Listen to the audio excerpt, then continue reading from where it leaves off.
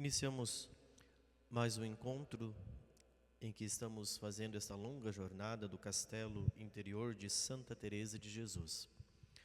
No último encontro, nós tratamos sobre a conformidade com a vontade divina, dando sequência a este encontro, onde nós procuramos mostrar a necessidade de seguir aquilo que o Senhor nos pede através da sua divina e santa palavra, mas sobretudo para que tenhamos uma docilidade em acolher aquilo que Deus nos pede.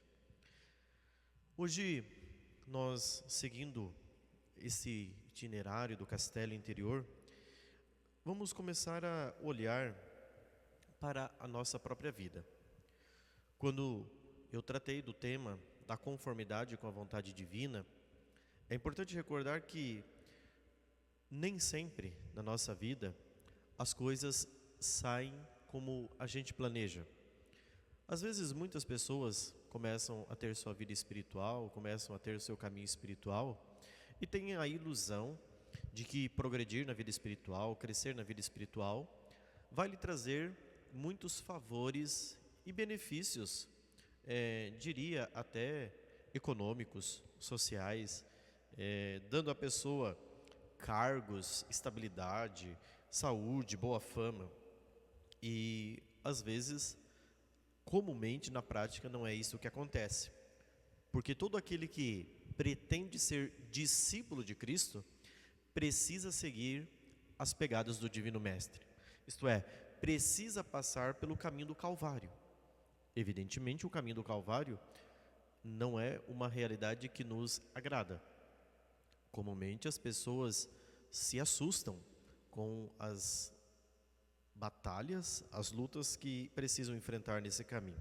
Mas com a ajuda de Deus, nós vamos compreendendo, com a ajuda de Deus, nós vamos dando pequenos passos.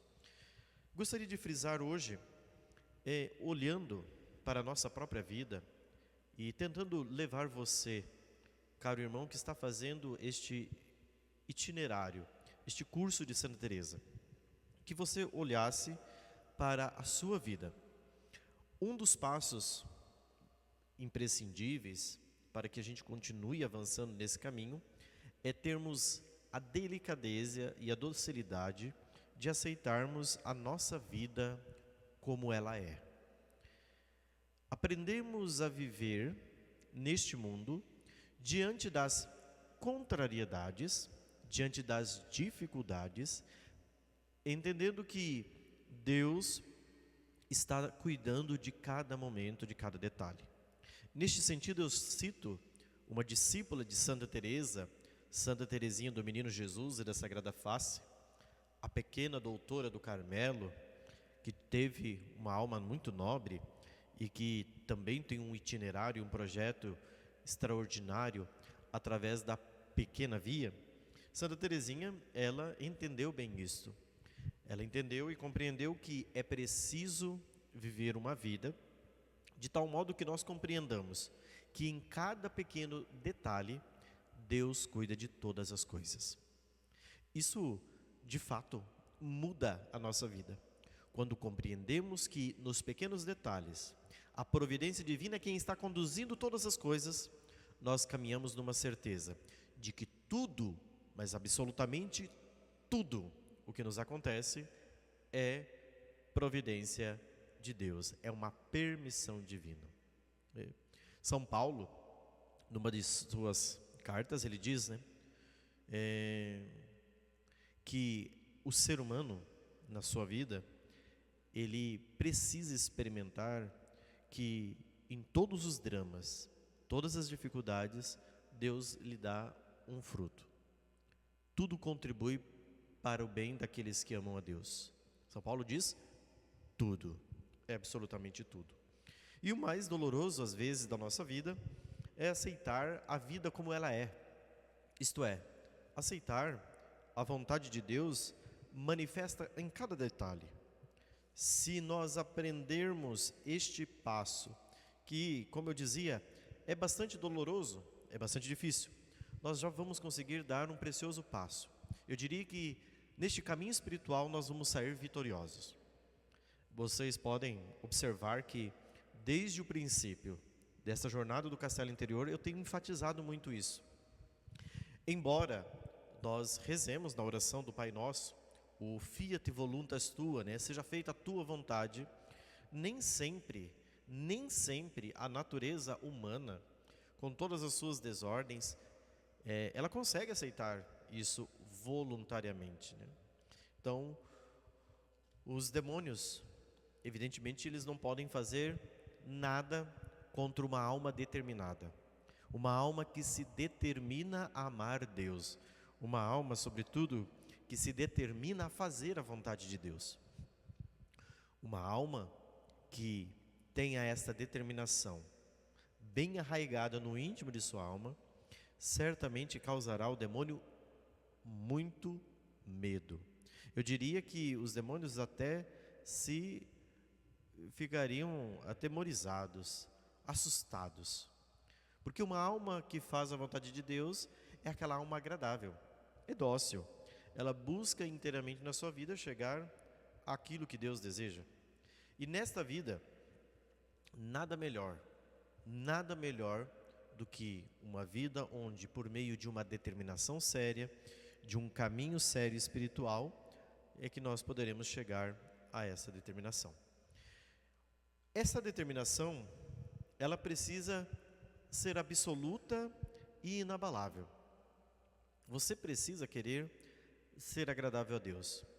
E esse é o momento de dizer para nós mesmos: eu não quero sair mais das segundas moradas. Eu quero permanecer nas segundas moradas. E se for para desobedecer algum pedido divino, eu prefiro morrer e ser martirizado do que desagradar a Deus. Deus, a consciência daquele que está evoluindo espiritualmente, tem essa consciência de que Deus está do outro lado me aguardando. Nas próximas moradas, Deus me espera e eu quero ir para Ele. E nada vai me fazer voltar atrás.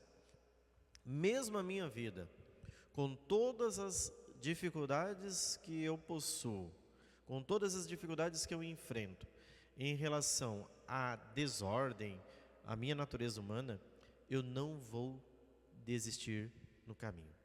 O que acontece muitas vezes que no caminho do espiritual, eu falava no primeiro ponto, que às vezes o aceitar a si mesmo, o aceitar a vontade de Deus mediante a todas essas contrariedades e dificuldades da vida, junto com esse desejo inabalável de buscar uma morada superior, onde você tenha uma determinação firme, sólida, pode gerar algumas ilusões na nossa vida. Então a pessoa aparece com a sua fantasia, algumas ilusões que podem vir à sua cabeça. Quais são as ilusões dos perigos que fazem com que muitos cristãos se percam nas moradas? Aparece e vem à nossa cabeça de que Deus poderia facilitar o caminho que nos levasse, por exemplo, a uma experiência mística.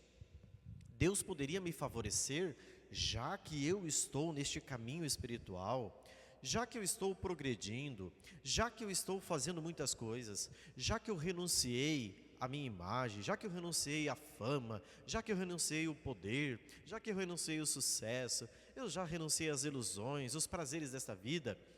Deus poderia neste exato momento me favorecer com alguma experiência mística. Aqui, a nossa fantasia, as nossas ilusões são grandes, porque às vezes nós sempre queremos, seres humanos, naturalmente queremos ser compensados ou recompensados de alguma forma. Então, se pelo menos aquelas pessoas vão, por exemplo, para suas orações pessoais, e ainda nós não tivemos a oportunidade de falar da oração de meditação, que é uma oração muito importante na segunda morada, mas nós iremos tratar ainda. A pessoa fica pensando assim: nossa, eu poderia já pelo menos levantar um pouquinho do chão na minha oração, né? ou seja, ela poderia ter uma experiência de um êxtase, né, de um voo místico. Não, não caia.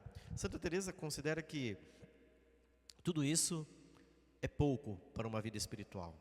Tudo isso só denota que a pessoa está buscando não amar a Deus com a caridade infusa, mas ela está buscando de alguma forma adorar a sua própria imagem. Ou seja, nossa, quando eu tiver este grau de experiências místicas, então eu mesmo poderei dizer, né, a mim mesmo como eu sou grande, como eu sou valioso. E tudo isso é fruto de ilusão, né? Veja, por exemplo, São João da Cruz e Santa Teresa d'Ávila. São João da Cruz é um grande amigo de Santa Teresa, né? Os dois foram os responsáveis ali pela reforma do Carmelo que ocorreu no século XVI. E os dois, quando se encontravam para conversar, para suas partilhas, eles não queriam levitar, eles queriam conversar, eles queriam partilhar coisas espirituais. Era uma amizade espiritual muito profunda, que ao partilhar a profundidade daquela amizade, o relevo que tinha aquela amizade, né, a grandiosidade dos assuntos espirituais dos quais eles partilhavam, que eu já falei nos encontros anteriores, da necessidade de ter amizades espirituais, isto é, amizades que te levem para Deus, amizade que te edifique, amizade que faça com que você possa experimentar desde já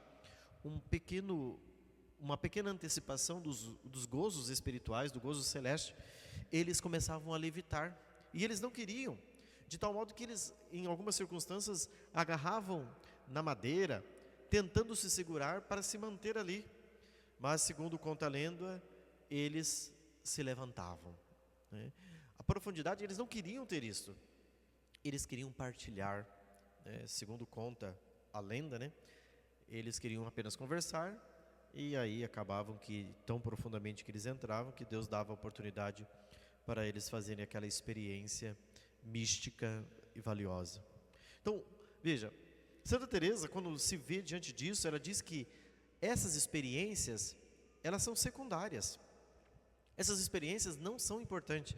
E para muitos que talvez estejam assistindo essa grande jornada, olhar para Santa Teresa e ver a grandiosidade da mística de Santa Teresa, diz, nossa, olha, eu não vou ser como Santa Teresa. Mas Santa Teresa nem se preocupava com isso, essa é a verdade. Ela dizia que essas experiências místicas são secundárias. O importante no progresso da vida espiritual é a caridade, é o amor para com Deus, é a obediência a Deus, é a fidelidade a Cristo e a sua Santa Igreja. Eu quero morrer filha da Igreja, dizia Santa Teresa. Então, o importante não são as experiências místicas. Elas podem eventualmente acontecer, mas não são elas que vão tornar você santo. O que torna uma pessoa santa, grave isso, é a sua acolhida na vontade de Deus. É a sua acolhida em acatar aquilo que Deus lhe pede. Não é porque você está tendo algum dom extraordinário, fazendo alguma obra prodigiosa e portentosa, que você seja santo. Deus pode conceder carismas, dons, mas isso não vai lhe tornar santo. Isso pode ser somente um fruto às pessoas, mas não um fruto para si mesmo. A finalidade é esta docilidade para com a vontade de Deus. Então, o mais importante de tudo é acolher a vontade de Deus. Faz parte da natureza humana, às vezes, querer essas experiências místicas. Mas Santa Teresa ensina que nós precisamos perseverar e primeiro vencer as tentações para que elas não tenham mais poder na nossa vida. Então, o que eu quero frisar neste encontro são esses aspectos. Primeiro, no caminho espiritual, não se iluda. Deus pode nos pedir algo custoso. Não significa que estar rezando você terá benefícios social, financeiro, cargo, sucesso, fama, poder. Segundo, queira somente uma coisa: agradar e fazer a Deus de maneira absoluta e inabalável. Queira agradar a Deus em todas as circunstâncias. Terceiro, diante das dificuldades, nós sofremos algumas tentações. Dentre elas, Deus poderia facilitar o nosso caminho, já que eu estou fazendo muitas coisas para Ele, já que eu tenho perseverado nesse caminho, já que eu tenho vencido os pecados graves, já que eu tenho feito oração com maior frequência. Não cai nessa ilusão. E junto com essa ilusão nós podemos pedir, além dos benefícios que Deus nos dá, conceder alguns dons místicos. Aparecem aquelas ilusões de que Deus possa me conceder um favor, como concedeu a Santa Teresa, São João da Cruz, e eu ter a oportunidade de viver essas experiências místicas. Lembre-se, as experiências místicas são secundárias. O que mais importa é aquilo que eu já frisei na última aula e eu friso novamente. É preciso uma única coisa na vida. É preciso fazer a vontade de Deus. Isso é o mais importante. Que Santa Teresa, meus irmãos, possa nos ajudar neste caminho. Que você possa olhar para a sua vida, pensar, examinar e fazer um breve apanhado da sua vida, olhando para a sua própria história e percebendo aquilo que ainda não está agradável a Deus. Onde na minha vida a vontade de Deus não é feita. O que eu tenho buscado ao querer o progresso espiritual e ao querer a vida mística mais profunda. Ao querer amar a Deus através desse grande itinerário do castelo interior das moradas de Santa Teresa. Que o Senhor nos ajude e nos guarde sob a intercessão de Santa Teresa de Jesus. Santa Teresa de Jesus, rogai por nós.